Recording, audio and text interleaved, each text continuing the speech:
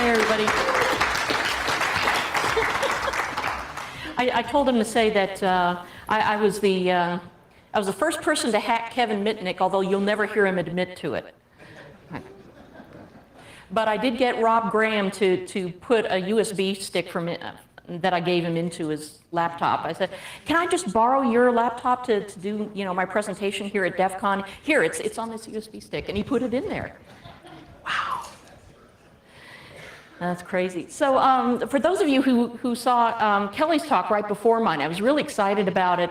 And I think one of the great points that she made is that there are kinetic consequences to security that a lot of us don't even think about or don't even know about. It used to be that online security, the information that would be compromised would either be in the military, and if you're not anywhere near there, it's not your problem. If it's banks, it's ones and zeros, you get a new credit card number, it's not a big deal. We're starting to get more excited about it now that there are, cars and the Internet of Things and the Internet of Cows and stuff like that. But there still are other consequences of leaking this sort of information. It's not just journalists, it's people every day who, don't realize that they are being tracked to a hidden domestic shelter and things like that. So, and the other thing is that this is another group of consumers that you wouldn't think about. It's broadened out to consumers, and I'm really glad that Kelly did not use the the old trite comparison of is this something your mother could use or something your mother could understand. I'm really tired of that. She's a mother, I'm a mother. My teenager, my oldest one, was really unhappy to find out that his father and I were on the internet, because we're not supposed to know about that stuff. We're the older generation. The internet is ours. And I'm like, honey, who do you think built the internet? So it was very disappointing.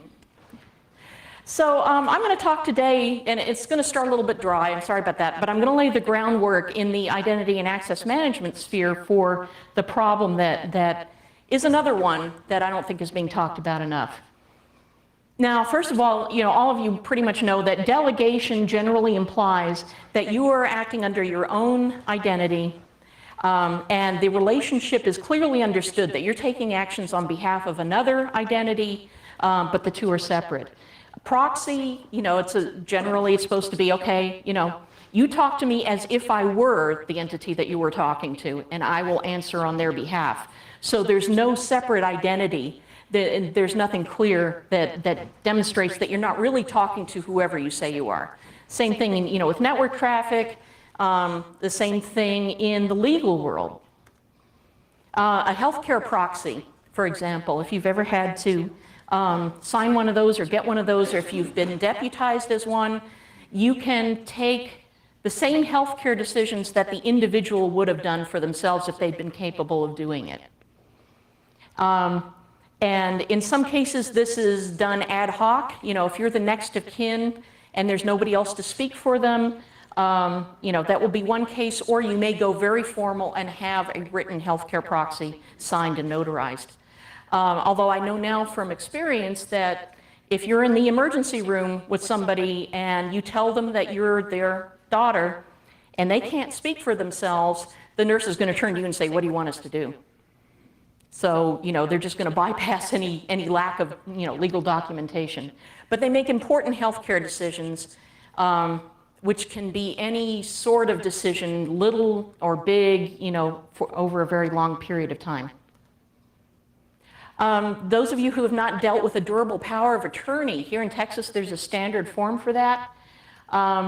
If you are deputized as a power of attorney, you can administer assets on behalf of that person who signed one. It can be specified, like you can do the finances, but you can't make real estate transactions on my behalf, that sort of thing. But if they don't cross out any rights, you are assumed to be able to do anything legal on their behalf. And that includes signing admission forms, and signing leases, anything like that. Now, the important thing is that upon signing, in the form, it can say it can take immediate effect as soon as you sign the form, or it could take effect upon the incapacitation of that person. And that's going to be a really important point as we go along. So in the technical world, it's kind of, between proxy and delegation, it's like between everybody using the root password and everybody, using sudo, where it's very clear that you are deputized with sudo to do something under your own account. However, in the real world as well as online, it's not really clear how much of that activity is being logged. And certainly if you have a piece of paper that says that you have a durable power of attorney, nobody's logging your actions. Unless, at some point there is, legal action or accusation of fraud, and they bring in a forensic accountant to look at your records and try to figure out what it was you did. But at the time, nobody's logging anything that you do on that person's behalf. This gets really complicated when what you're doing legally on that person's behalf is in the online world, using applications. I've talked actually here at LASCON about I've been dissing RBAC for many years. It's too bad Jim Manico's not here. He agrees with me that, they're generally a bundle of entitlements, and sometimes you don't want someone to have all the entitlements that comes with it. And sometimes they're only for a certain period of time. Like Matt goes on vacation, as Matt does, and I'm going to be Matt for today. But not for that thing, because that can wait until he gets back, and I'll be in trouble if I make that decision on his behalf, because Matt's the boss. So, and we do this all the time without thinking about it. The old classic RBAC, it was a group of entitlements, and they would map to your position in the organization, in the enterprise.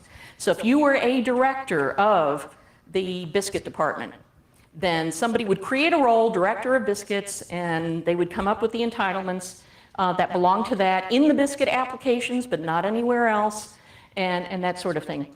If you needed more access, you just added more roles, like, okay, I'm now in charge of biscuits and breadsticks, so give me the breadstick role too. And then the administrators just have all the roles, because it's easier that way. Just give them everything.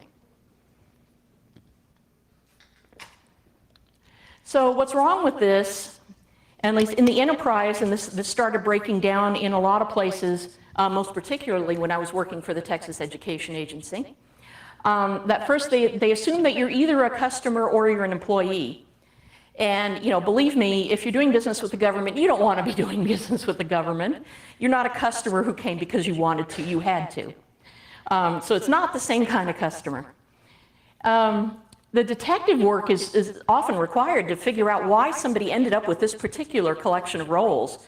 Why are they, doing this? Well, one time they had to go do that one thing that needed that one entitlement that was part of the role, so we just gave them the whole role, and we figured we'd take it away later, and we forgot. So this sort of messy thing that happens in the enterprise. It doesn't reflect the different axes of governance. If you knew the system administrator, you went up and said, hey, I got some chocolate. Can you just give me this role? Okay. So there weren't, a lot of stages of, you're going to decide this part of the entitlements, you're going to legally cover us, and make the decision to cover this part of the access, and so on. And it doesn't support context switching. First of all, if you're working for more than one organization, as we had in TEA, where, they have how many districts are there now? There were 1,300. 1,249, there are fewer now than there used to be. Okay, yeah, consolidation, but some people would work for more than one district at a time. And there may be legal requirements for separation of duties. You can't just log in once and say, I'm going to do all these different things for these different organizations. You'd have to log out, log back in, work on behalf of this one, log out, log back in, and switch. And the union of entitlements is just not okay. Because there are so many legal restrictions and practical ones, technical ones in the way, that you can't just give them everything. So I've spent a lot of time trying to draw pictures of how to illustrate this, what this really means. And pretty much the way I decided is that you have an identity authority who vouches for who you are and why you should be accessing the system. But on the other side, we have an access authority who decides what you may access. And this is one of the places where federation often falls down, because classic federation just holds that there's one organization, you want to give them access to your data, there's another organization where they set up the users, and whatever they decide is okay is just fine with you. And that works in some cases, but not in others, especially, again, where there are regulatory considerations. At TEA, no matter whether the superintendents decided that their staff could access something, somebody at TEA who was responsible for the stewardship of that data had to make the final decision whether to let them have it or not, because it would be TEA on the hook if there was a breach or improper access or whatever. So yes, it's a great idea to have 1,200, 1,300 superintendents adding users or requesting to add users, because that takes a lot of weight off of the central agency, but it can't just be a pass-through granting of access. All the roles have to be checked, the entitlements have to be approved, and then finally somebody has to take the final step and be the fall guy if something goes wrong. So the identity authority, there's a lot of talk about it. How many people actually work in identity and access management? Oh God, I'll buy you drinks later. I'm really sorry. I'm really sorry, because, oh man. There are so many projects, there's the FIDO Alliance, there are all sorts of projects that are trying to figure out how we, create identity authorities and relying parties and all that kind of stuff. But in general, let's just say right now that it validates you as an individual. This is who you are, this is what your name is. No matter how strange your name might be, yes, you are a cow, we're going to identify you for the Internet of Cows. Yes, that is my cow.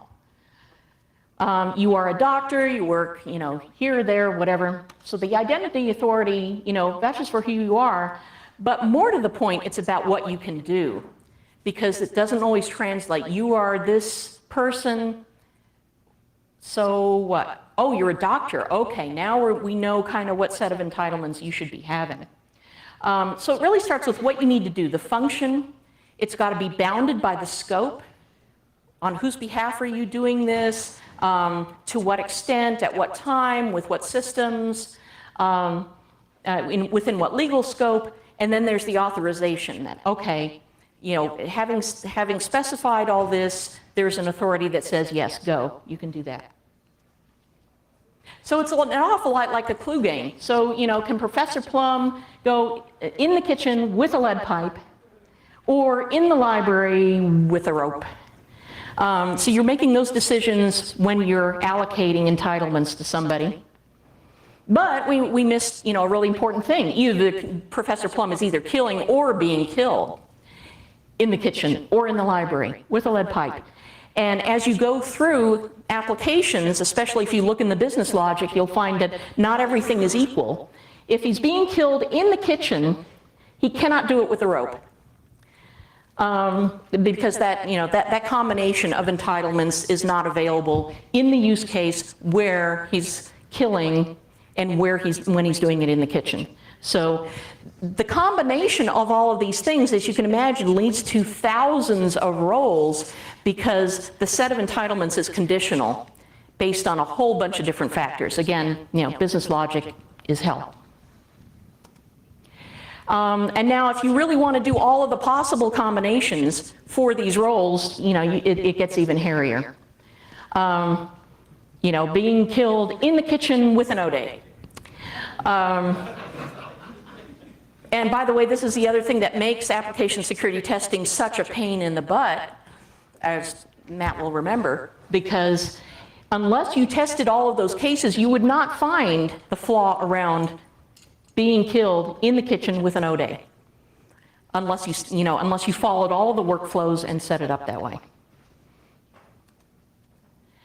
So you're associated with let's say, a given organization, and they attest that you are, associated with them in the proper way. Yes, you are a parent of a student at this school, and they approve the functions that, you're allowed to have.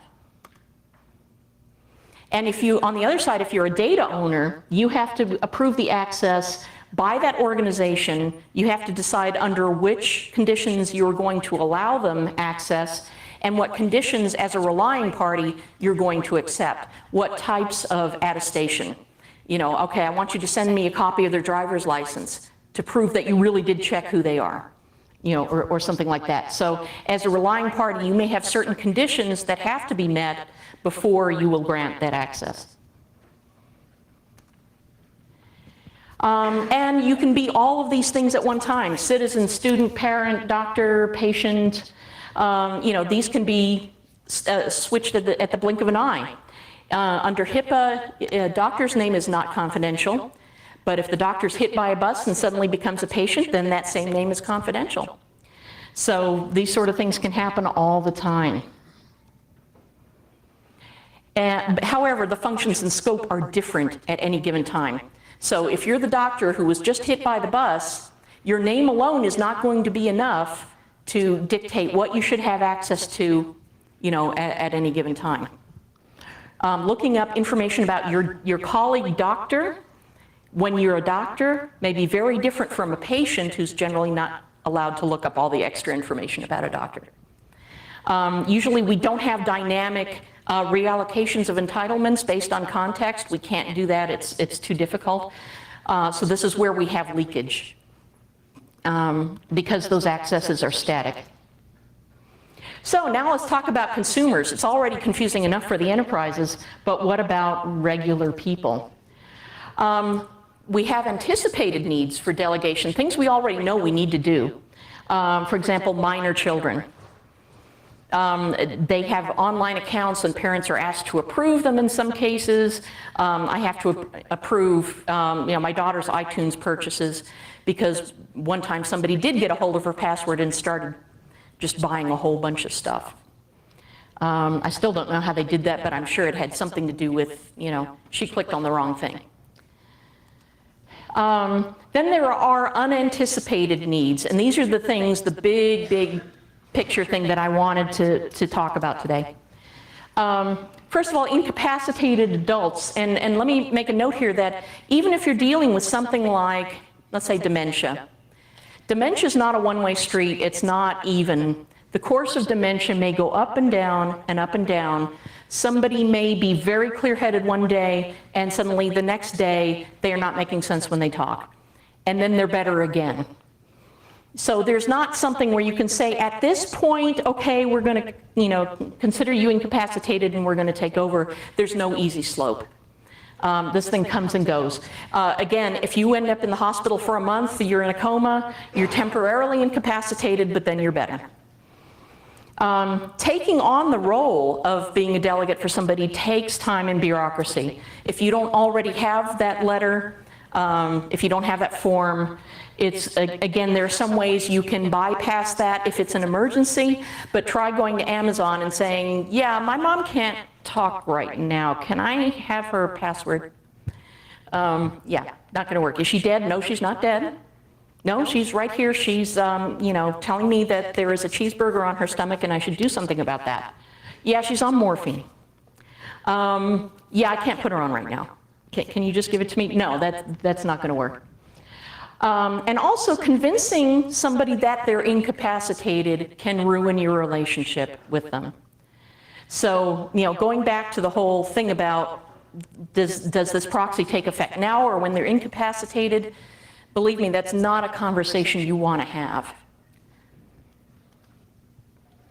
So there are a lot of ways that IT does not keep up with this at all.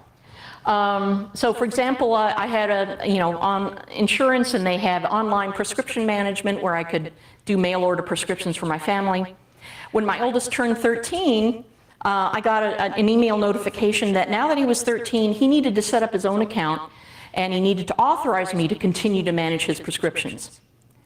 So you need me to set up another account? Okay. So I set up another account. I used a different email address because I figured they would check, and authorized myself, and then I went back to managing the prescriptions. So that, you know, they don't have very good authentication and authorization mechanisms. Of course I knew all the demographic data. I knew the date of birth. I mean, you know, everything they asked about I knew about, so it was incredibly easy to do. So I didn't bother my 13-year-old. He was busy playing Sims or something. Another example is setting up an online, there's some places where you can set up yourself or somebody else as a delegate, but then to revoke that, you have to do it in writing. Like, what? That doesn't make any sense either. So authentication mechanisms that we're using today assume a lot of things. First, they assume that you know the demographic data. And, you know, of course, once you've copied down somebody's social security number and their address and zip code, the only things you really need are the name of their first pet. It's a good thing that I knew the name of my dad's first pet. It assumes that you can actually navigate online. And again, with an aging population, as someone becomes less capacitated, for example, my mother sort of lost the whole concept of the scroll bar, which makes it really, really difficult for her to navigate anywhere. So if you're going to set up online delegation, it assumes that you are in a shape to be able to log in to do it. And if you can log in to do it, why do you need the delegation? So that's crazy. It assumes that you have physical mobility and that you have standard IDs. There are a lot of people, especially aging people, who have to stop driving. Years go by, they lose their driver's license. They can't go get another driver's license. They can't drive. So they have to go get a standard, Texas standard ID, which you have to stand in line for at the DMV. Not going to happen. When somebody is so barely mobile, they can barely make it from their bed to a chair and back again. They're not going to the DMV. So it assumes that, you can type in your driver's license or whatever. It assumes that a different email address equals a different person, which is also pretty silly. You remember all the couples who did the cutesy, Bob and Sally at AOL.com? A lot of people still do share, those sorts of things. My husband and I were so tired of getting different email from the school.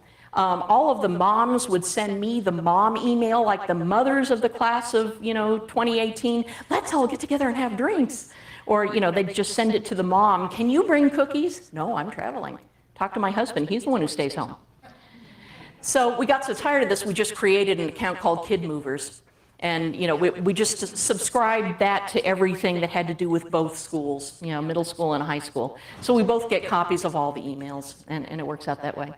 So that's another assumption that is not warranted. Again, phone numbers only belong to one person.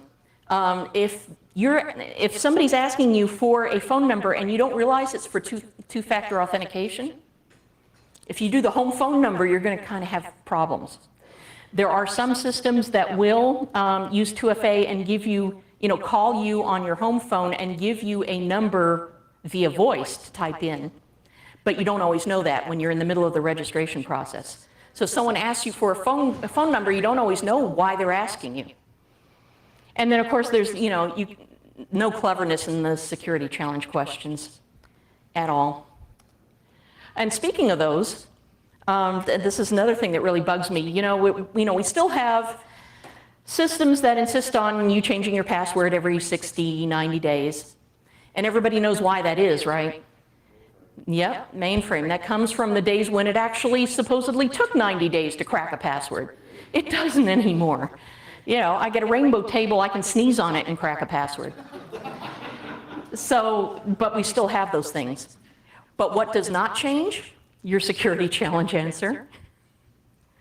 That's going to stay for the life of your account. So there are some things where I would have to log into it, once a quarter. I wouldn't bother remembering the password. I'd just do a password reset because I always remembered my challenge question. So again, these are design fails that, we really need to think about.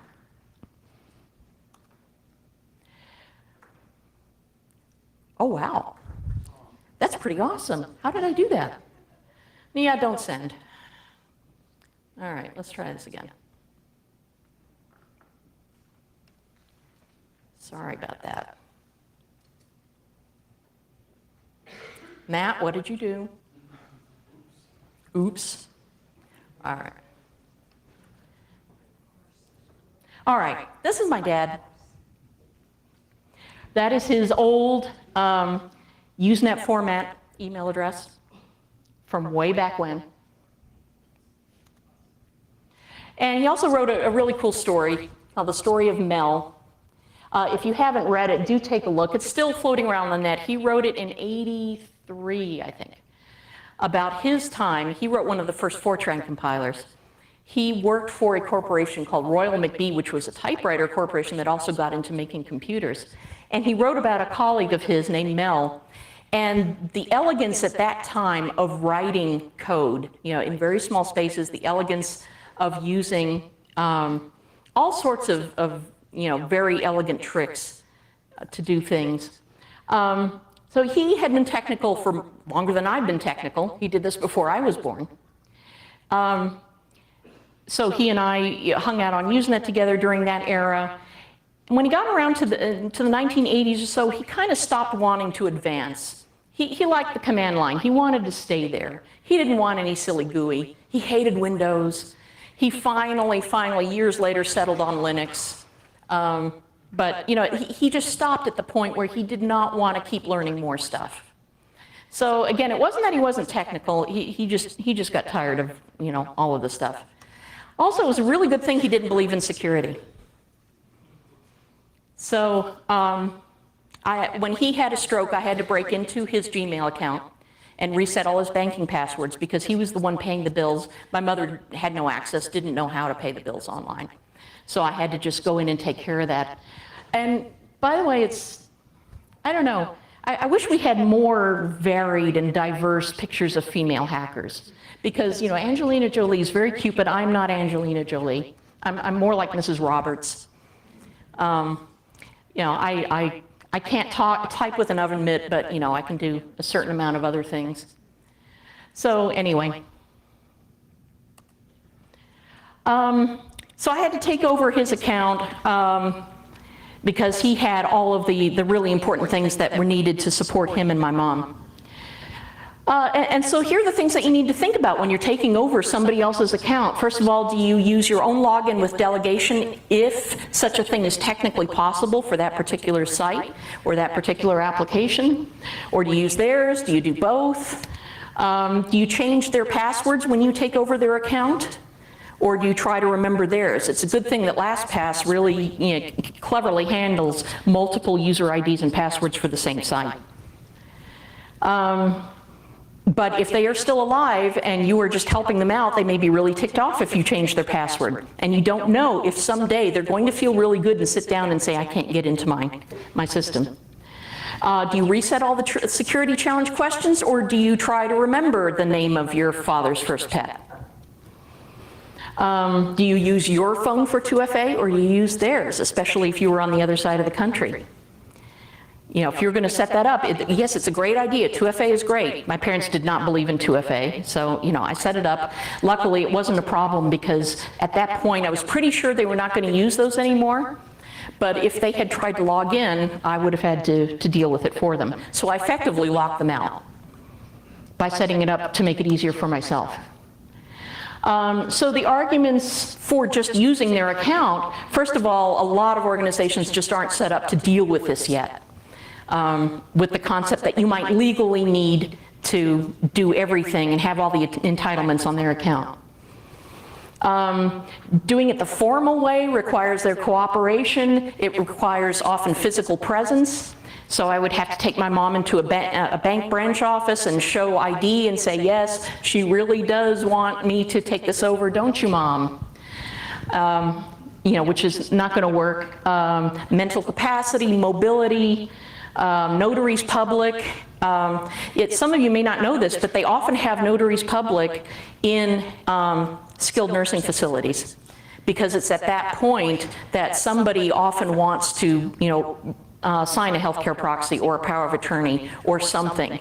And so a lot of the staff just happens to be a notary in case you need it, because the patient's not going anywhere. They have to come to them. And there's an ostensible separation of duties. If I'm logging into my banking account as me and logging into my parents' banking account with one of their accounts, it's pretty clear what I'm doing at any given time. Against using their account, because if the organization is not used to this and they catch you, they will block you. In the case of, I finally got a power of attorney and had banking my banking account set up so that I could also see my parents' banking accounts, except for one account, and I don't know why that one didn't get added to my view. But for the most part, I could manage everything, but there was that one account I couldn't see, so I would often log in as my mom to see what was going on in that account and maybe transfer money. And this has been going on over years, I would, you know, whatever checkbook I had the most access to at the time, I would write a check for their expense. If it was my mother's checkbook, that's great. If it wasn't, I would transfer some money from her account to mine to reimburse me for the check that I had to write. One time I did that, and I was doing it in two amounts because I wanted to keep it clear in the records that there was this expenditure for $50 and I reimbursed myself, and there was another expenditure for $380, and you know, I just wanted to keep it all neat instead of transferring a lump sum. But they decided that was fraud, so they locked my mother's account. And I said, well, if you want to unlock it, your mother has to come into the branch with her ID and say to unlock it. I said, well, that's not going to happen. So I went back to my login and just used it to do the same thing, minus the, you know, the one extra account that I didn't have access to. Again, the principal account order might resent you for having to mess around with that, and the technical confusion can result if your application has not been at all designed to take these things into account. So, example, this is my mother. This is how Google turned me into my mother. So I had 4 Gmail accounts on my laptop that I was managing, a work account for me, a private account, my dad's Gmail, my mom's Gmail. And what happened was, for my mother's account, I added an alternative address. I added my own home address as an alternate address under the Gmail account, because you can do that.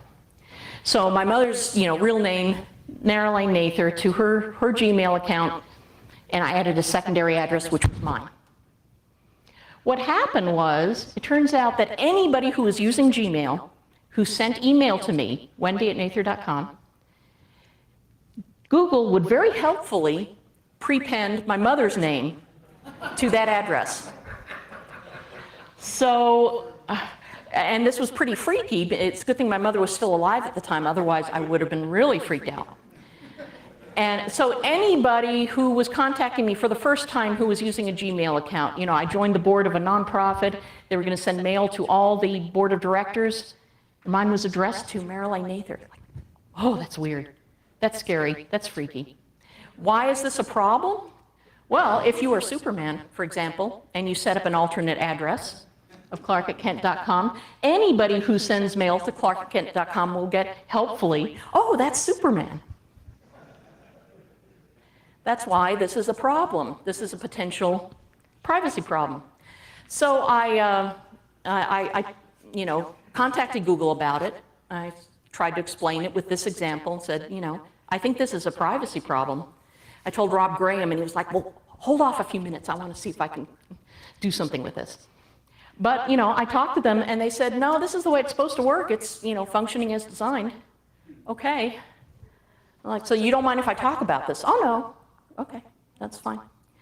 But, you know, it is a problem. Again, it's not understanding that 2 individuals may be administering the same account.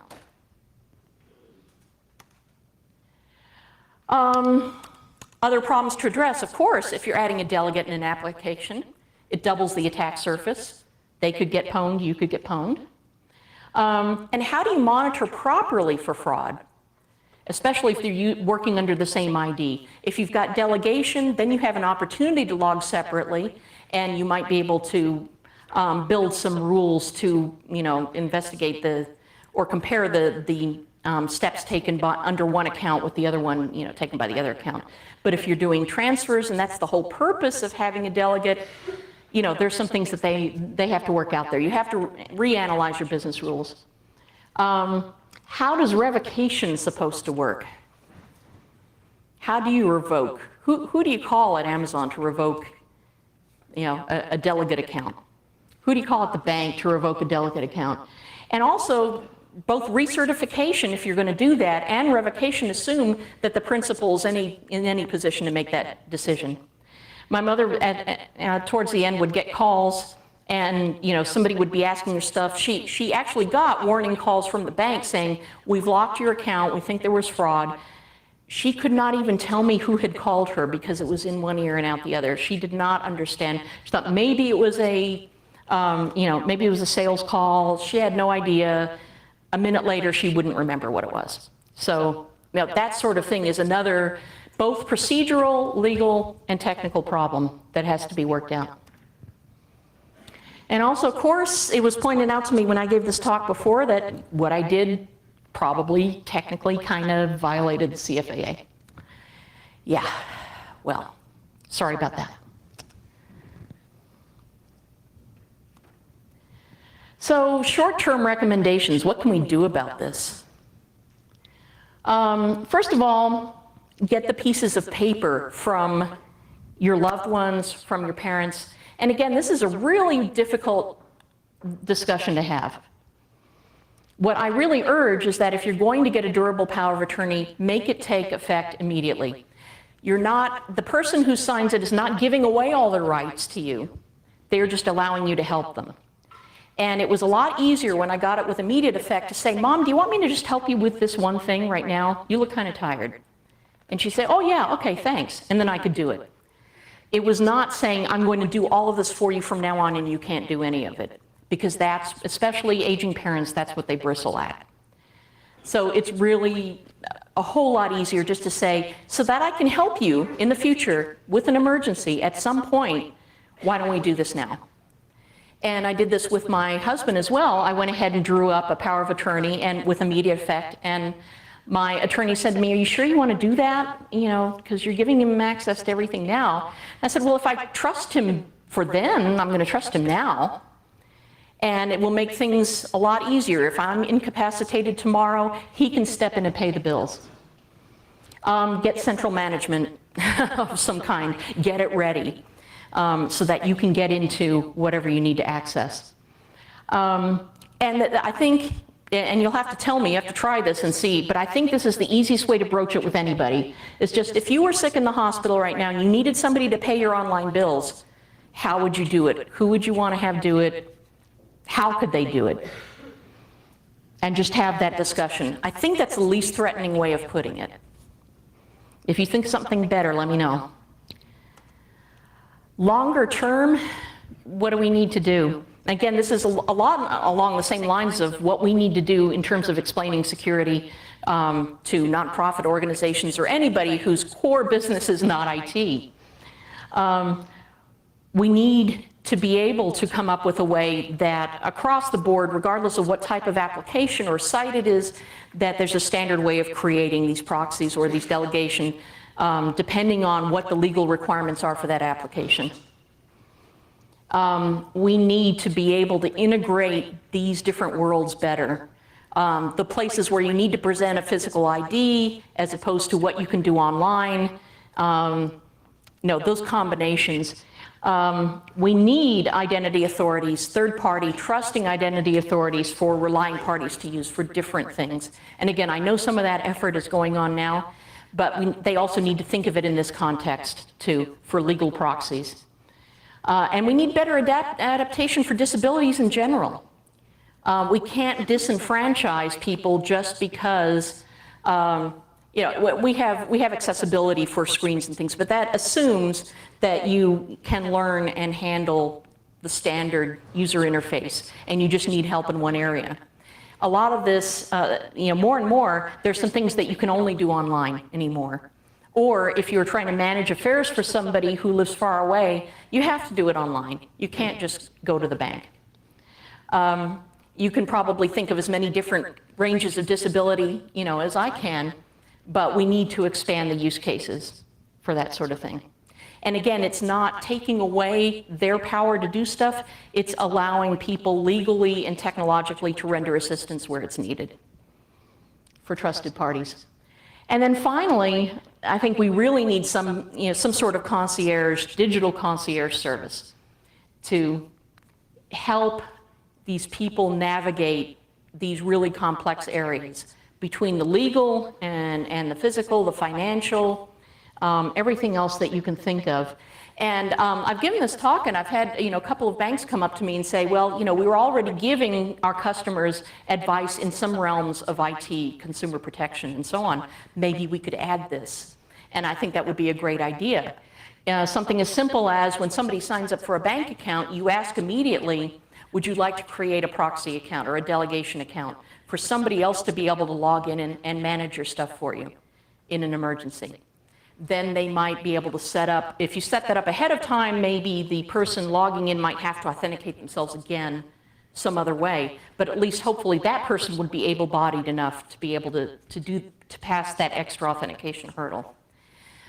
But again, these are the sort of things that everybody needs to think about in their applications, especially if they're writing them for consumers.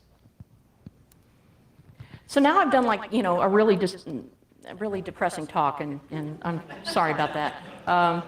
But it is something that's very close to my heart.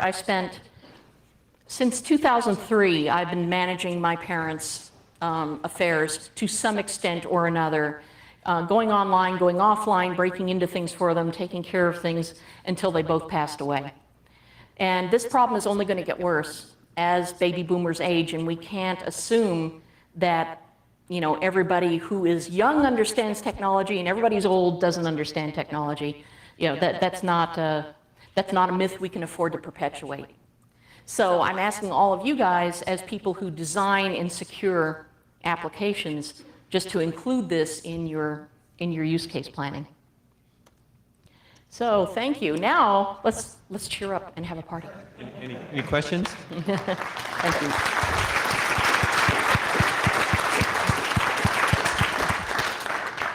Questions?